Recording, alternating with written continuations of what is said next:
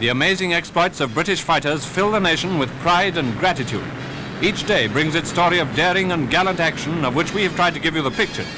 Usually this has been in the form of wrecked bombers, and on another occasion we showed you shots by camera gun located in a fighter which recorded the actual destruction of the enemy in the air.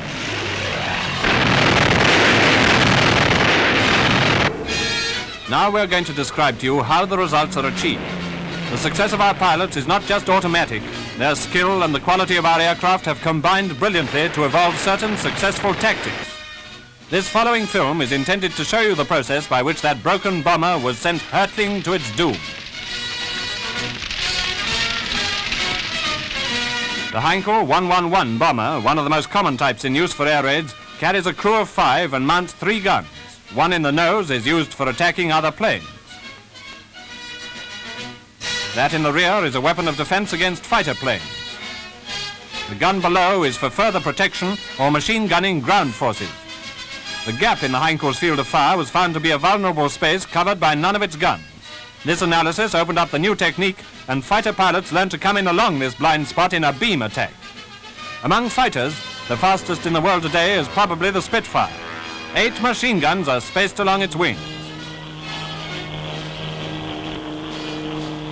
These are operated by a button under the pilot's finger. The German armor has to suffer a simultaneous stream of fire which, focusing on a point 250 yards ahead at a rate of 9,600 bullets a minute, can soar through steel plate.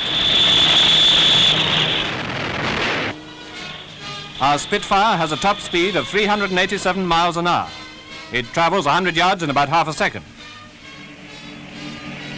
This gives it an advantage of about 100 miles an hour over the bomber, which cruises at 220.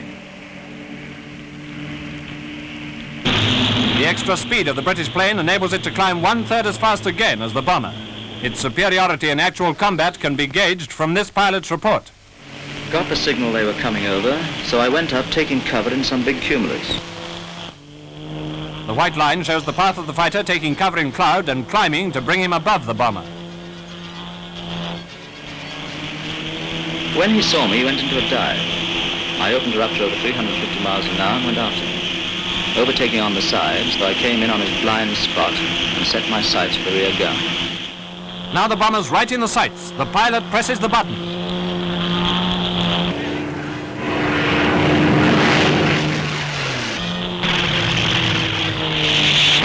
This stop picture shows how the deadly fire is concentrated on the rear gunner, who is unable to reply. After that, the fighter pilot takes his time and gets onto the bomber's tail. Only the gun in the nose and the gun below are left, showing their limited field of fire. The bomber pilot is unprotected, and the Spitfire finishes the job.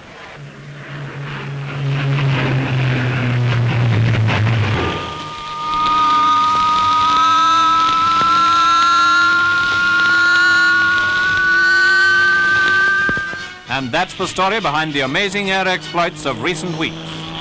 One final thought, don't be confused by lying German claims. The Nazis have always falsified their aviation reports for home consumption. The truth is in the mutilated hulks of German bombers strewn around our coasts and countryside, shattered